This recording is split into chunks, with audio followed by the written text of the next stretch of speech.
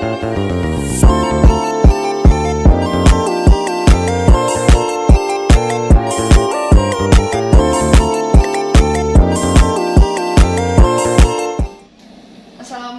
Mbak. Iya, waalaikumsalam Mbak. Silakan duduk. Iya, terima kasih.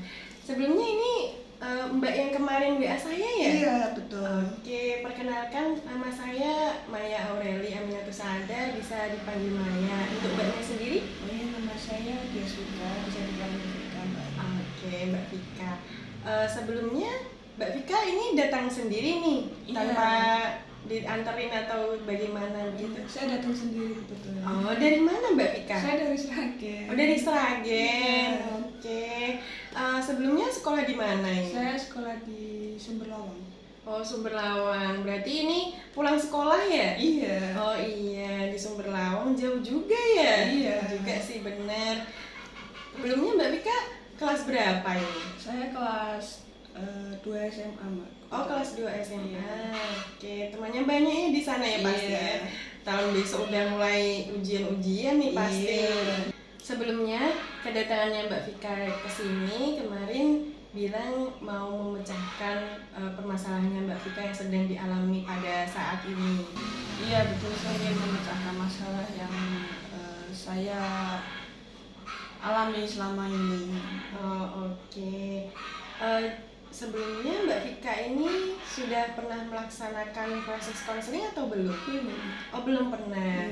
Berarti Mbak Vika juga belum pernah mengetahui apa itu proses konseling juga? Iya, betul. Oh, belum juga. Oke, saya akan menjelaskan sedikit apa itu proses konseling dan juga tujuannya dalam konseling itu seperti apa. Jadi, konseling itu merupakan proses pemberian bantuan yang diberikan oleh konselor pada klien untuk memecahkan masalah yang sedang dialami oleh klien secara face to face maupun secara kontak langsung begitu ya. Dan untuk tujuannya yaitu agar klien memahami dirinya sendiri begitu, dan juga dapat membantu memecahkan apa yang sedang dialami oleh klien, apa masalah yang sedang dialami oleh klien begitu. Sudah paham? Iya. Oke. Jika Mbak Vika sudah paham apa itu proses konseling dan juga apa itu tujuannya, kita bisa lanjut untuk proses konselingnya ya. Iya. Oke. Sebelumnya Mbak Vika bisa merilekskan dahulu badannya, kemudian juga Mbak Vika bisa tarik nafas terlebih dahulu. Ya, sudah.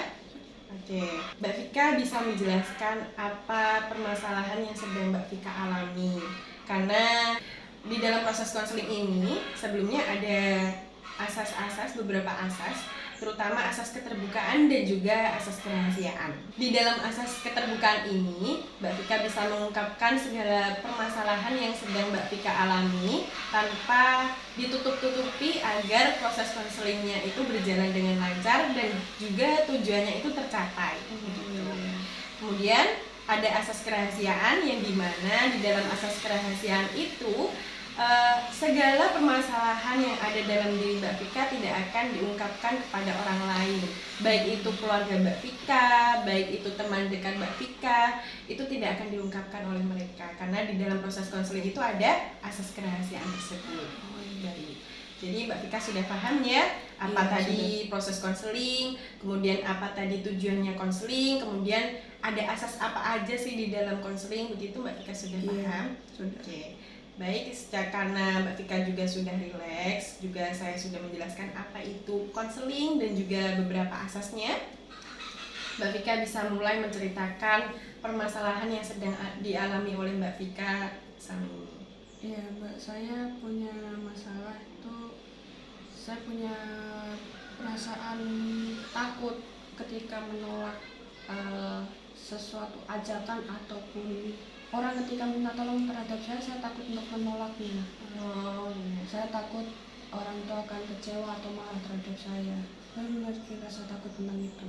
Oh, jadi Mbak Vika merasakan takut ya ketika menolak permintaan orang lain. Jadi Mbak Vika juga sulit untuk menolak permintaan orang lain begitu ya? Betul, padahal saya mungkin sedang ada kegiatan lain atau hal yang lebih penting, tapi saya takut untuk menolaknya itu.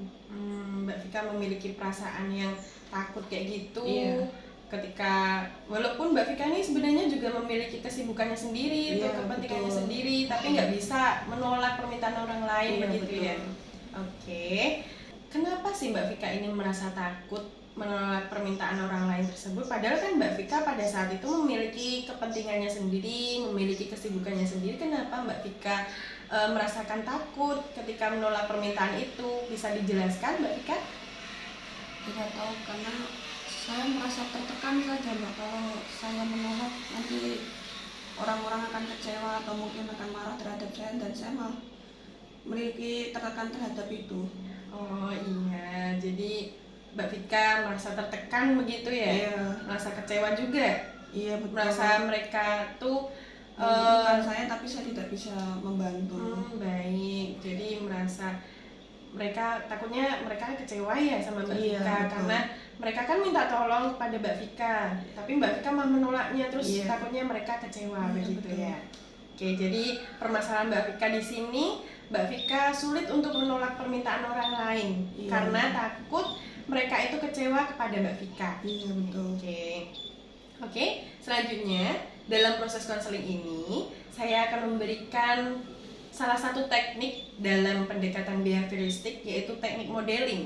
Jadi teknik modeling ini ada 3 jenis. Yang pertama ada live model atau penokohan nyata, yang dimana Mbak Vika bisa melihat teman dekat atau kerabat atau juga keluarga yang Mbak Vika kagumi, begitu sebagai modelnya.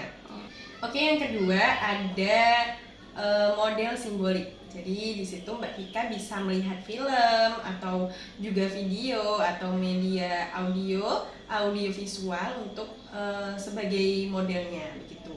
Kemudian yang ketiga atau yang terakhir itu ada multiple model atau penokohan ganda, yang dimana itu dilakukan secara berkelompok. Jadi Mbak Vika kan di situ berkelompok, jadi Mbak Vika bisa melihat tokoh dalam kelompok tersebut, salah satu yang ada di dalam kelompok tersebut, Mbak Vika bisa melihat anggota kelompok tersebut, begitu, sebagai modelnya Mbak Vika. Sudah paham? Iya, sudah. Setelah pemaparan yang saya jelaskan tadi tentang jenis-jenis model, jenis-jenis teknik model tadi, kira-kira Mbak Vika ingin melaksanakan teknik modeling yang mana? Ataukah live model, ataukah model simbolik, atau penokohan ganda? Yang model simbolik saja Mbak. Jadi Mbak Vika memilih model simbolik sebagai teknik yang dilakukan untuk memecahkan masalahnya Mbak Vika, yaitu sulit untuk menolak permintaan orang lain. Baik, kita akan melakukan teknik modeling jenis model simbolik ya. Apakah Mbak Vika sudah siap untuk melaksanakan teknik modeling jenis model simbolik ini? Iya Mbak. Baik, saya akan memulainya. Jadi di sini saya akan menayangkan sebuah film yang dimana di situ dapat membantu untuk memecahkan masalah yang sedang dialami oleh Mbak Vika. Jadi di situ Mbak Vika melihat filmnya, dimana di situ sebagai modelnya. Hi, I'm Sunny, and I have a curse to live with. I'm too nice, and I can't say no. Whenever I try, I'm hit by a tsunami of guilt. I feel nauseous, my butt starts sweating, and I have to fix the situation. I just can't stand someone being displeased with me. I know what you're thinking. She's a people pleaser, a pushover. And of course, you're right, but it took me some time to realize that. But before I continue, like and subscribe. Sorry, it's not an order, it's just a request. Please.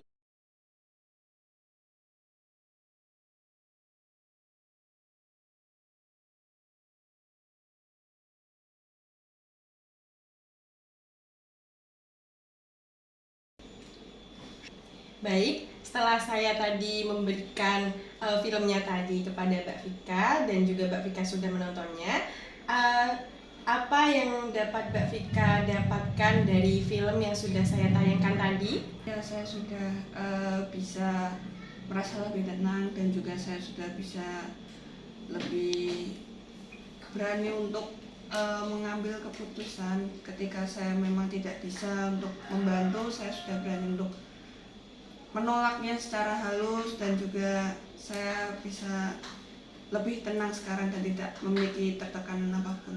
Baik, berarti Mbak Vika saat ini sudah paham ya bagaimana sih menolak permintaan orang lain ketika Mbak Vika itu mempunyai kesibukannya sendiri. Mbak Vika sudah bisa mengurangi perasaan takut Mbak Vika terhadap orang lain ketika menolak permintaan orang lain. Kan tadi Mbak Vika takut kalau mereka itu kecewa. Nah sekarang Mbak Vika sudah paham dan dapat mengurangi rasa takut itu setelah melihat film tadi ya. Oke, baik. Karena Mbak Vika sudah memahami bagaimana cara menolak permintaan orang lain ketika Mbak Vika sibuk, dan juga Mbak Vika sudah dapat mengurangi perasaan takut Mbak Vika terhadap orang lain, takutnya mereka kecewa begitu kepada Mbak Vika sudah dapat menguranginya, itu sudah bagus. Oke. Baik, untuk yang selanjutnya yaitu saya akan memberikan sebuah evaluasi ketika Mbak Vika kan tadi sudah melihat filmnya tadi. Kemudian Mbak Vika sudah dapat mengurangi rasa takut Mbak Vika. Kemudian juga Mbak Vika sudah bisa untuk menolak permintaan orang lain. Jadi pada proses yang selanjutnya saya akan memberikan sebuah evaluasi, yaitu sebuah pertanyaan kepada Mbak Vika setelah melakukan teknik modeling jenis model simbolik ini ya. Oke. Baik, saya akan memberikan 4 pertanyaan kepada Mbak Vika. Mbak Vika sudah siap? Iya. Baik, yang pertama, apakah Mbak Vika sudah merasa nyaman dan yakin dalam mengekspresikan kebutuhan dan batasan Mbak Vika kepada orang lain? Iya, saya jauh lebih nyaman sekarang dan jauh lebih berani juga untuk menolaknya. Oke, baik, untuk pertanyaan yang kedua, apakah Mbak Vika sudah merasa ada perubahan setelah melaksanakan teknik modeling jenis model simbolik ini, yaitu perubahan tentang bagaimana sih Mbak Vika yang tadinya itu sulit untuk menolak permintaan orang lain, jadi sekarang perubahannya bagaimana begitu? Ya, saya sekarang jauh lebih nyaman dan saya memiliki keberanian untuk menolak suatu ajakan ataupun ketika teman saya membutuhkan pertolongan saya ketika saya lagi sibuk, dan saya tahu cara menyampaikannya dengan kata-kata yang baik. Baik, untuk pertanyaan yang ketiga, bagaimana Mbak Vika itu menangani atau juga mengatasi stres atau cemas yang mungkin muncul ketika Mbak Vika menolak permintaan orang lain? Ya, saya melakukannya dengan cara saya berpikir positif, terus saya melakukan komunikasi secara jelas, lalu saya melatih untuk berkata tidak, terus saya juga menyediakan alternatif lain seperti saya berkonsultasi dengan keluarga saya atau mungkin dengan teman-teman saya. Baik, itu sudah cara yang bagus sih, bagus untuk Mbak Vika. Baik, untuk pertanyaan yang terakhir atau pertanyaan yang keempat, bagaimana Mbak Vika melihat diri Mbak Vika ketika menghadapi tantangan ini, yaitu tantangan untuk menolak permintaan orang lain? Apakah Mbak Vika sekarang merasa yakin atau mampu?